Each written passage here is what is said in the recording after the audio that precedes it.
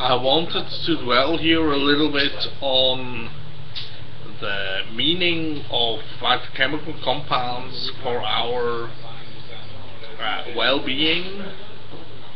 There is a large coevolutionary pattern prevailing in human beings and animals and plants, mushrooms, fungi, archaebacteria, bacteria, viruses. There is a large congruence of using compounds.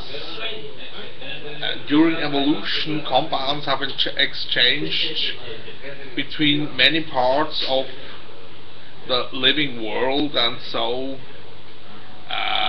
many useful compounds can today be found from marine organisms like poriferae, sponges, and other interesting animals.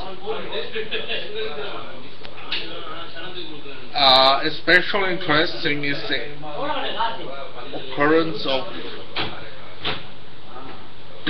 meaningful compounds in Chinese medicine. In Chinese medicine we find a lot of useful herbs, be it, for instance, curcuma.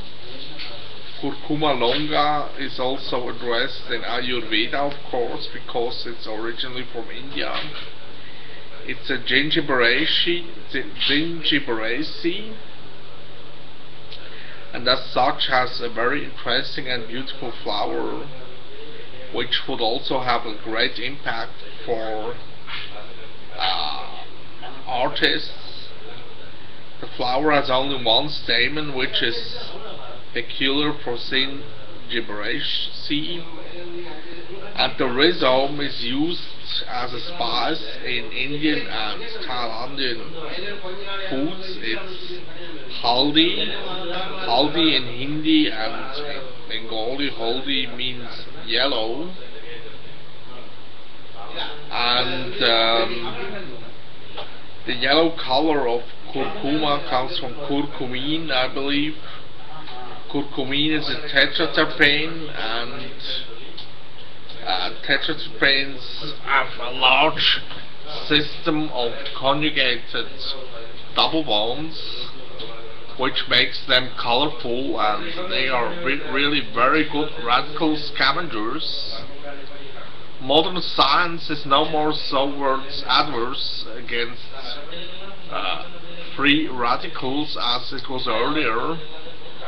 Earlier in science, let's say 10 or 20 years ago, there was a dogma that told everybody, yeah, if you have too many free radicals, then you will age more quickly. But today we know that the reproductive enzymes play an important role here, and so is, for instance, superoxide dismutase, SOD, which has as an active center selenium, and this is why selenium has a very important role in protecting the body from free radicals, because it's present in around 20 enzymes of the electron transfer cyclus. And so curcumin is a very carminative substance. It's the stomach benefits from it, and also the liver. So we see here clearly very colorful compounds and also tasty compounds. Tasty in the sense of broader than only sweet or sour. Sour is already quite well. I mean, we should have different tastes from foods and plants to get a large benefit from healing plants. Although we have to say that you should have some botanical knowledge and also read some of the literature on the internet. Please refer, for instance, to the wonderful source of Subhuti Dharmananda from Oregon, who built up a large database of Chinese medicine on the internet. His school is called itmonline.org, I believe, or .com. You will see it on the internet. So the well-known Belgian scientist François Ramakers gave many lectures in Aarau in the center of the Red Cross, which were organized by my boss and his sister, and there were a lot of Swiss and Chinese doctors following his lectures, and he once or several times said, eat any herb, and this might be a really good, wise thought.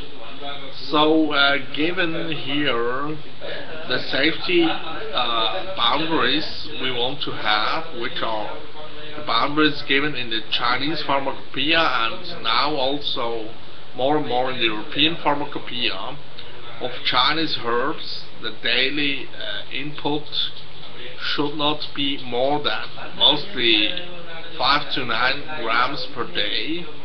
In some herbs it's only 1 or 3 grams, so these should be learned by you. This is a really good school for living, to have knowledge of plants and plant compounds. So also to know which plants can I eat in the wild.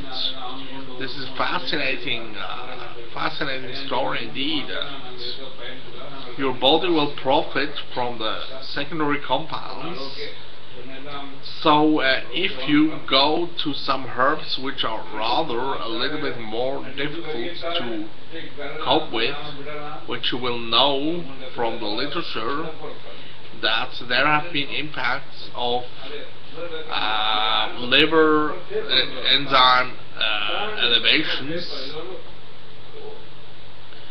So for instance, let's say berberine might be such a candidate. So if you eat berberine containing herbs in a formula, or if you consume them, you might be willing to do a liver enzyme test after 3 weeks of ingestion, and then you will see if the values still are in normal boundaries or are risen, and you will get a feeling, a known feeling of your body, and get more and more secure with use of Chinese medicine.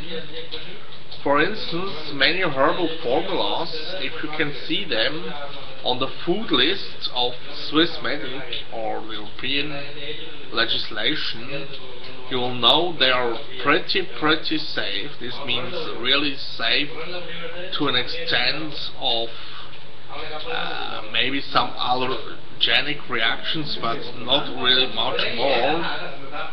And so you will have a safety boundary of 1 to, let's say, 100,000 cases where no problem arose with these herbs. So this is a pretty safe herb. And also, if you should any time get some problems, I also had ingestion of Chinese herbs, and I've done very well on it, although I also take some school medicine. So one formula that I really like in Chinese medicine is Lonicera and Forsythia formula, and I will tell you more in the next video about Lonicera and Forsythia composition Yin Qiao San.